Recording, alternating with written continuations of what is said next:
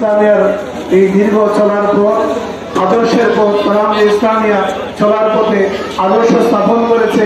যুগে যুগে নাস্তিক, মুরতাদ, ইসলাম বিরোধী সকল অপশক্তির বিরুদ্ধে তালামে ইসলামের সোচ্চার ছিল।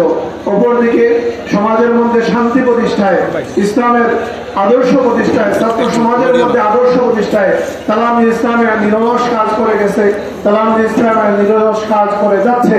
আগামীতে তালামে ইসলামের এই চলার পথ অব্যাহত থাকবে সেই আশাবাদ ব্যক্ত করে এবং আমরা এখন সুলতানের সিলেট শাহজালাল মুজিদ আমল রহমতুল্লাহ আলাইহির জিয়ারতের মাধ্যমে আমাদের আজকের কর্মসূচি সমাপ্ত ঘোষণা করা। জিয়ারতের হাদিয়া সুলতানের সিলেট হযরত শাহজালাল মুজিদ আমল রহমতুল্লাহ আলাইহির রূহের উপরে পৌঁছাই দাও।